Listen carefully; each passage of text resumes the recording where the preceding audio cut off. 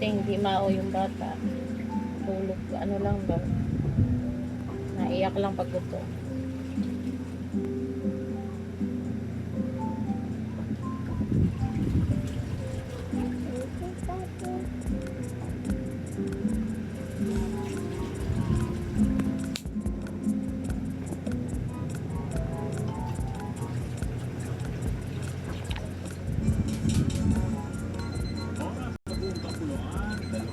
Anim na minuto makalipas ang alas 5 ng umaga. 5:26 na po ng umaga. At sa pagpapatuloy ng Hataw Balita ngayon, itinanggi ni House Justice Committee Chairperson at Bicol Saro Party's Representative Terry Ridon ang ulat na may mga nag-atras ng suporta sa impeachment ni Vice President Sara Duterte. Nabayaran na sila. Kasunod ito ng unanimous vote ng 55 House panel members para pagtibagin ang committee report at resolusyong nagtatalaga ng articles of impeachment laban sa pangalawang Pangulo. Ano yata sa ginamit ni Sara yung iglesia. Pinagdinaanan ni House Justice Member Bicol Saro Party's Representative Terry Ridon ang lumabas na ulat na may mga umurong na kongresistang sumusuporta sa impeachment ni Vice President Sara Duterte. Gate pa nito, mas mataas pa nga ang bilang ng Justice Panel members na bumoto para aprubahan ng committee report at resolusyong nagtatalaga ng articles of impeachment laban sa Vice Presidente. Nakakuha ng unanimous vote ang House Justice Panel sa bilang na 53 matapos makitaan ng probable cause para i-impeach sa Kamara ang pangalawang Pangulo noong April 29, 2026. Samantalang may 55 kongresista namang bumoto para aprubahan ng report, resolution at articles of impeachment laban kay Vicky Duterte araw ng Lunes, May 4, kasunod ng ilang pag-inig kung saan pinakad ang mga ebidensya, testigo at testimonya. Kaugnay ito ng alegasyong maling paggamit ng pondo, hindi makapaniwalag na yaman, panunulol at graft and corruption at matinding pagabanta ng Vicky Duterte. Pareho kayo, di naliko. Ako, yung ano ka daddy. Totoo may nag-report na sa panimula, 55 po yung boto ngayong araw nito. Ilan sa mga person legal ko na nandun sa listahan, boto po ngayon for the committee report. Kumpiyansa ang mambabatas, makakakuha rin ng sapat na suporta, oras na maiakyat at mapagbotohan ng articles of impeachment sa plenaryo. Naniniwala rin ito na mai-engage ng Kamara si Vicky Duterte sa susunod na linggo. Matapos aprubahan ng committee report, resolution ng articles of impeachment, ipadala na ang mahalagang dokumento sa House Committee on Rules para maisama sa kalendaryo at matalakay sa plenary. Samantala, naniniwala rin si Caloocan 2nd District Representative Edgar Erice na may suporta para ma-impeach ang Vice Presidente. Pero tahasan itong sinabing hindi siya makikilahok sa proseso. Do not believe that this Congress possesses the moral ascendancy nor the sincerity to claim that this impeachment process is truly in pursuit of our constitutional mandate to uphold accountability. We cannot claim to be the vanguard of the Constitution when for almost 49 years we have deliberately ignored one of its clear mandates, the enactment of the making law against political dynasties. We invoke the Constitution only when it is convenient to our self-interest or political survival.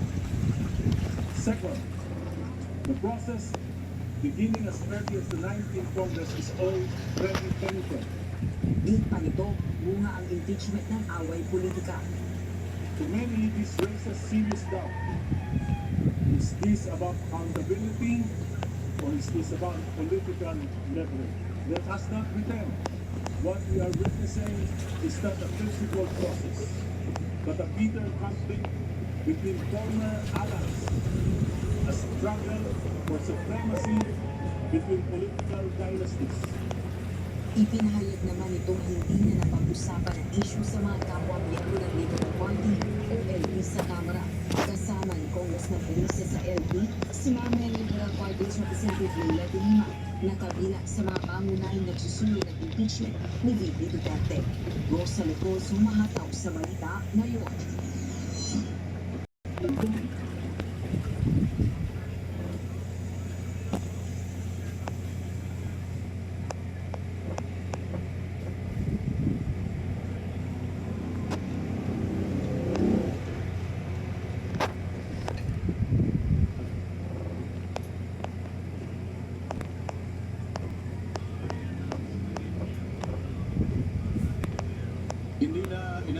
ng mga senador ang posibilidad ng pag-akyat sa kanila ng articles of impeachment ni Vice President Sara Duterte.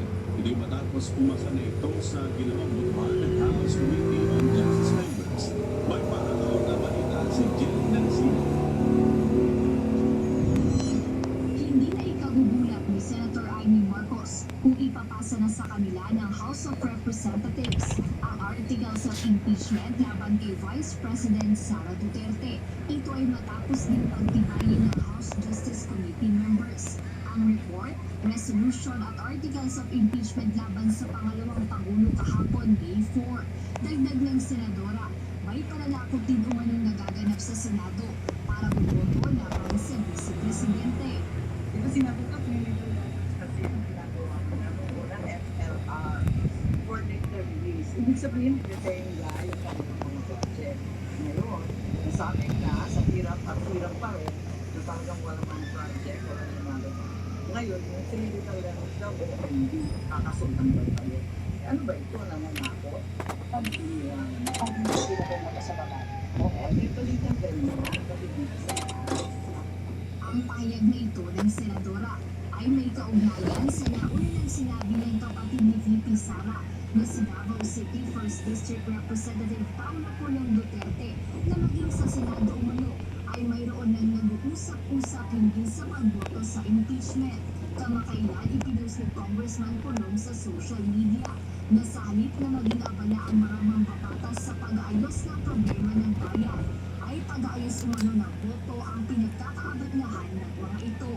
Samantala nananatili namang matatag ang liderato ni Senate President Vicente Tito Soto III sa gitna ng mga usap-usapan tungkol sa posibleng kudita o pamitliderato bago ang inaasahang impeachment trial laban kay Vice President Duterte. Ayon kay Senator Erwin Tulfo na miyembro ng mayorya, kumpiyansa siya sa suporta ng Senate Majority Bloc sa leadership ni S.P. Soto.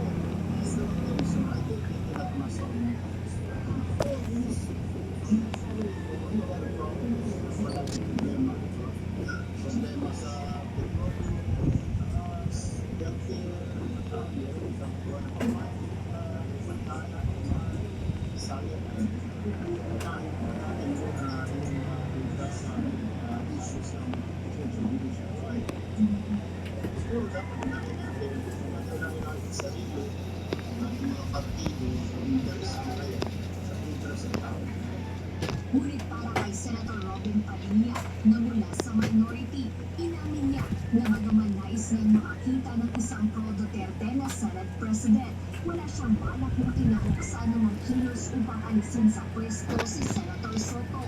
Nilinaw ni Senator Padilla na iginagalang niya ang kasalukuyang pamunuan ng Senado.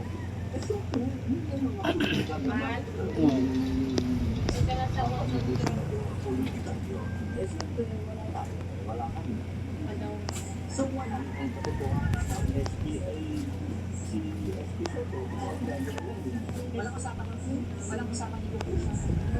Hindi mo lang sumasali sa kung bata-bata ako. Bago lang ang dito natin. Sa kabila ng mga ito, tiniyak ni Senate President Soto na handa ang Senado anumang oras at kung anuman ang magiging desisyon ng Kamara kaugnay ng impeachment ni Vice President Sara Duterte. Jet Neresina, Humahataw.